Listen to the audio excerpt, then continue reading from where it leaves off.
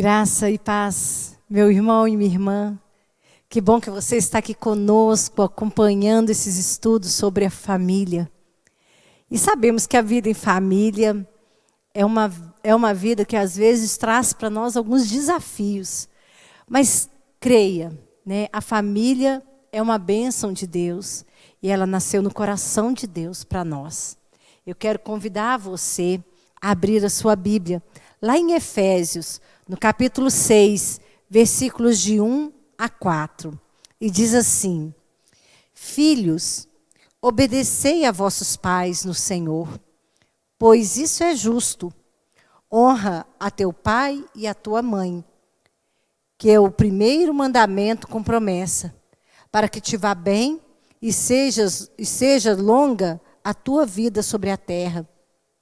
E vós, pais, não provoqueis aos vossos filhos a ira, mas criai-los na disciplina e na admoestação do Senhor.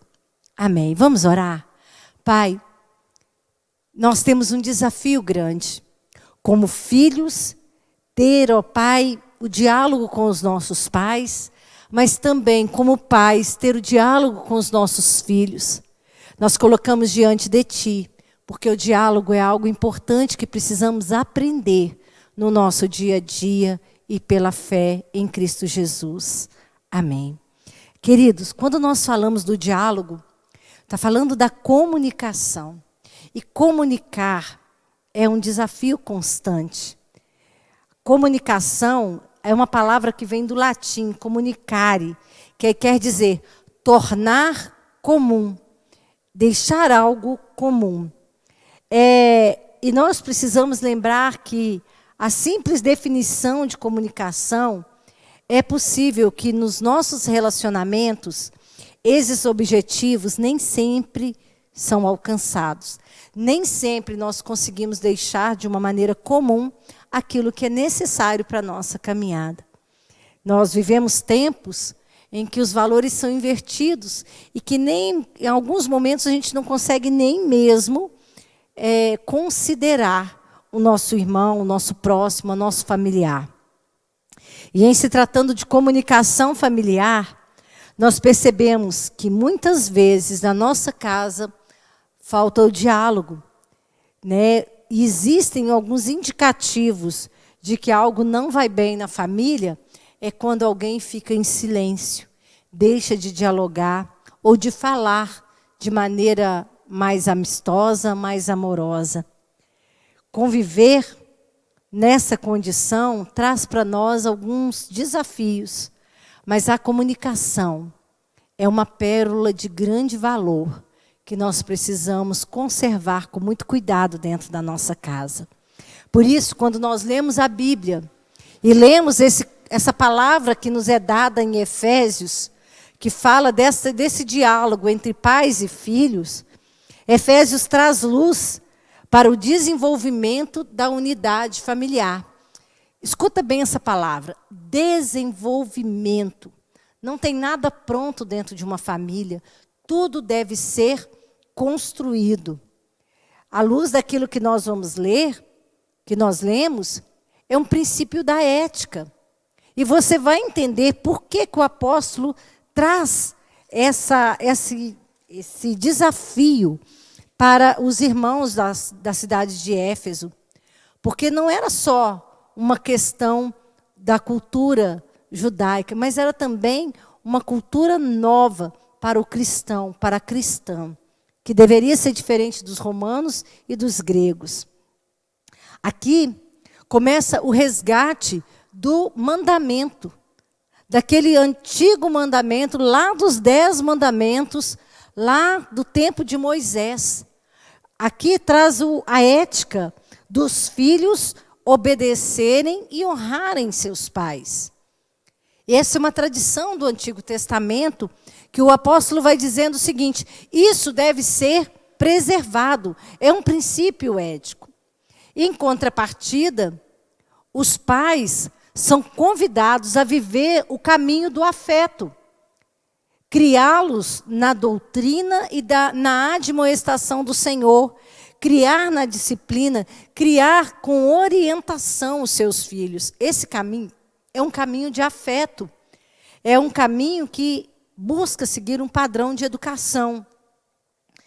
Então, as orientações que são contidas aqui em Éfeso traz uma ressonância daquilo que é os antigos valores que precisavam ser resgatados e consolidados.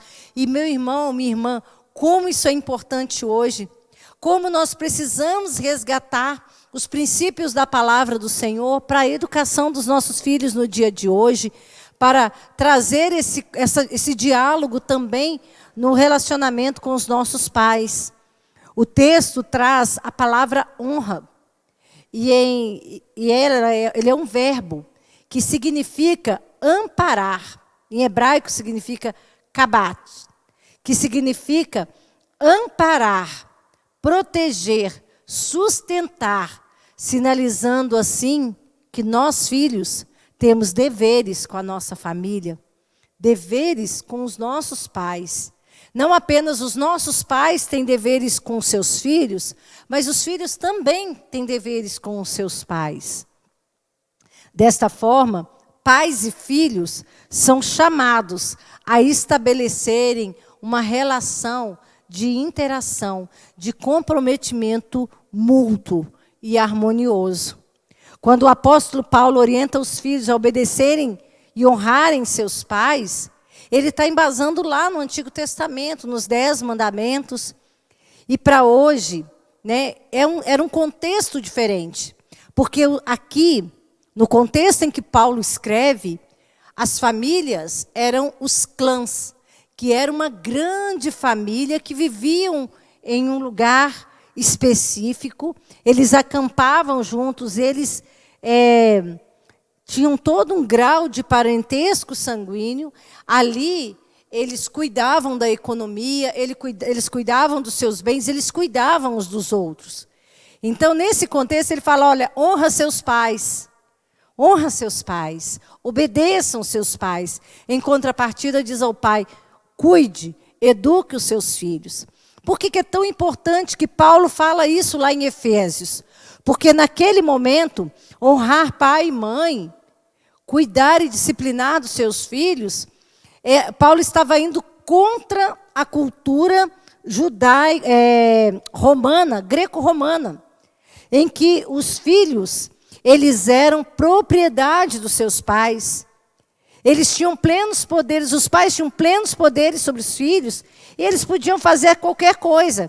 Eles podiam casar os seus filhos, eles podiam vender os seus filhos, eles podiam firmar compromissos com seus filhos e falar, olha, pode levar, pode fazer isso ou aquilo. Paulo vem, então, na contramão, né, na contramão dessa cultura grego-romana, né? E aponta que o ensino, o afeto para o cristão e para a cristã era algo que precisava ser consolidado. E para isso ele pega a tradição dos 10 mandamentos e reconfigura para dizer, no clã você não rouba, você não mata, você não adultera, ali você tem vínculos familiares e você honra os mais velhos. E a palavra do Senhor, ela traz luz para os nossos dias. E hoje em dia nós vamos vendo que muitos são os desafios que têm contribuído para o enfraquecimento do vínculo familiar e para o rompimento de um diálogo saudável. O primeiro deles é a violência. Meu irmão, minha irmã, como tem sido difícil para as pessoas falarem umas com as outras de maneira não violenta. Mas a violência, ela não é apenas física, ela também é verbal, ela é violência emocional. Outra coisa que tem atrapalhado as famílias, enfraquecido seus laços, é a relação entre tempo e dinheiro. E muitas vezes, para trazer um conforto, entre aspas, para a família, os pais não têm tempo para os seus filhos. Os pais querem manter um certo conforto, mas eles ficam ausentes. E essa presença dos pais na vida dos filhos é extremamente relevante. E nunca é tarde para você se fazer presente na vida dos seus filhos. O pastor Charles Simon, ele escreveu um livro chamado Filhos da Sobrevivência ao Sucesso. Nossos filhos não são chamados para sobreviver nesta terra, mas eles são chamados para serem homens e mulheres de valor. Você que é filho, que está ouvindo essa pregação, eu quero dizer para você, você é chamado para viver uma vida de honra, uma vida de valor, de sucesso. Você é trabalhado para reconciliar, para ter relacionamentos saudáveis na sua família. E para isso, nós precisamos dar alguns passos. O primeiro deles é, na sua família, demonstre humildade. Quantas vezes, queridos, nós somos arrogantes com os nossos familiares. E aí eu quero chamar você para abrir a sua Bíblia. Lá em Provérbios. Provérbios, no capítulo 15. E deixa a sua Bíblia aberta, porque no capítulo 16 nós vamos ler mais coisas. Lá em Provérbios, capítulo 15, versículo 1, diz assim: a resposta branda desvia o furor, mas a palavra dura suscita ira. E quantas vezes nós precisamos demonstrar humildade na nossa família? Então, quando nós temos uma palavra branda, nós facilitamos a reconciliação. Nós precisamos fazer isso de uma forma aberta, de uma forma que venha a ser disposta a ouvir. Muitos dos nossos conflitos familiares vêm da falta de humildade. Então, se você quer ter uma família que tem um diálogo legal, um diálogo saudável, procure palavras brandas, palavras de humildade diante de situações de conflito. Segundo, remova o jugo. Lá em Provérbios 16, 32, diz assim: melhor é o longânimo do que o herói de guerra, do que domina seu espírito, do que o que toma uma cidade. O que quer dizer isso? Que muitas vezes nós lançamos pesos, palavras de culpa sobre a nossa vida, sobre a vida dos nossos familiares, palavras de culpa, de acusação. Nós lançamos isso sobre os ombros das pessoas, quando na verdade a gente é chamado para não acumular ofensas. Ao contrário, nós precisamos aprender a perdoar, a liberar, a deixar isso de lado. Então remova o jugo, perdoa, tira esse peso de cima dos ombros do seu familiar, dos seus pais ou dos seus filhos. Coloque isso longe da sua casa, do seu convívio familiar. Terceiro, considere-se um agente de restauração. Provérbios 16, versículos 23 e 24, diz assim: o coração sábio é mestre de sua boca e aumenta a persuasão de seus lábios. Palavras agradáveis são como favos de mel, doces para a alma e medicina para o corpo. Quando você começa com palavras de humildade, removendo o jugo através do perdão, você se transforma num agente de restauração. Nem todos os relacionamentos serão transformados. Existem pessoas que não querem mudanças, mas dependendo dos danos que foram causados, o processo de restauração ficará muito mais difícil. Mas não desanime. Veja que as suas ações podem ser um avanço para o agir transformador de Deus. E ainda que a convivência provoque problemas de comunicação familiar, é na convivência também que você vai disciplinar uma maneira saudável para superar os obstáculos que existem na sua família. Providencie oportunidades para que isso aconteça. Convida alguém para tomar um café com você. Se o seu familiar mora longe, chama para ir. Vai até eles. Esteja um momento agradável com eles. Invista na qualidade das conversas que você tem em casa. Deixa de longe da sua casa todo tipo de fofoca, de maledicência, de palavras frívolas. Não use o espaço do diálogo para lançar uma lista de cobranças. Saiba ouvir, porque quando você ouve, com ouvidos atentos e amorosos, você acaba evitando um pré-julgamento. Organize o seu tempo de maneira que você tenha espaço para convivência familiar. Ah, meus irmãos, quantos pais trabalham de 8 da manhã às 8 da noite, não tem tempo. Quando chega o final de semana está cansado. E às vezes o filho quer um momento com o pai e ele não tem. Arranje um espaço, arranje um momento para que você tenha esse lugar, esse momento legal para a sua convivência familiar. Seja almoçando junto, seja tomando café juntos, seja saindo para andar de bicicleta, seja o que for, faça algo em prol da sua família. Cuide da coerência entre a sua conduta e o seu discurso. O que acontece? Muitas vezes nós somos incoerentes. E os nossos filhos e os nossos pais olham para aquilo que nós estamos fazendo e eles aprendem conosco.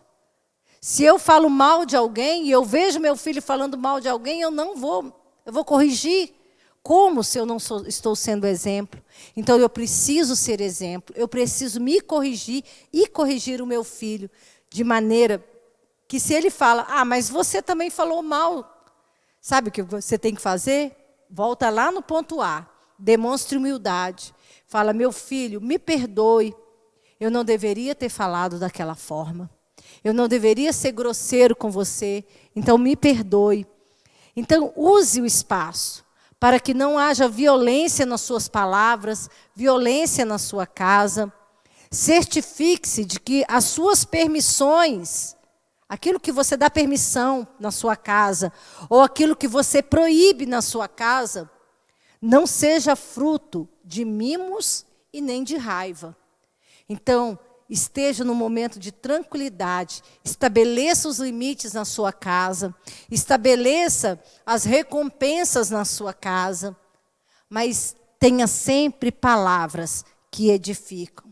E para concluir esse estudo, eu quero chamar você a reler o texto e dizer, filhos, honrem seus pais. Honrem seus pais. Ame seus pais. Busca honrá-los. Tem pais que têm temperamentos difíceis. Mas considere. Tenha consideração. Não pague o mal, né, Se alguém te causa algum dano, sabe, às vezes fala de forma estúpida com você, não faça isso, não retruque da mesma forma, haja com bondade, cada um dá o que tem. Você é chamado para ser um semeador de vida, de palavras sábias, palavras que são como mel, e não semeadores de pedra que saem atirando pedras para todo lado. Então eu quero convidar você a viver relacionamentos familiares pautados na paciência, no diálogo, na compreensão, na misericórdia, na benignidade, no domínio próprio, na mansidão. Veja, são os frutos do Espírito. Está falando do fruto do Espírito. Isso vai contribuir para o seu convívio familiar, seja um convívio de amor, de respeito e de obediência. É impossível preservar a família sem a cultura do diálogo. E em todas as casas que você tem o direito de falar, manifestar a sua opinião, mas sempre com muito respeito, deixando com que o outro fale, sendo pronto também para ouvir. Em tempos de demandas e responsabilidades, nós assumimos atividades cotidianas que vêm roubar o nosso tempo.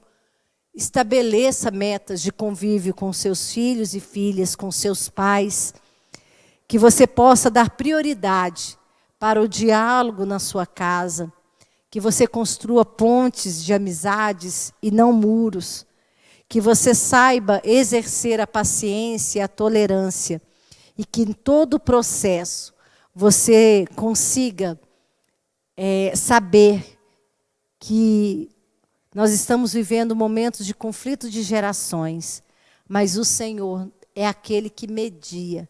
Ele conhece tanto a geração dos mais idosos quanto a geração dos mais novos. Mas nós precisamos, em todo o tempo, sermos cristãos e cristãs cheios do Espírito Santo e que exerce o diálogo dentro da nossa casa. Amém? Que Deus abençoe seu dia, a sua semana, e que tudo que você fizer e tudo que você falar possa ser abençoado por Deus. Amém.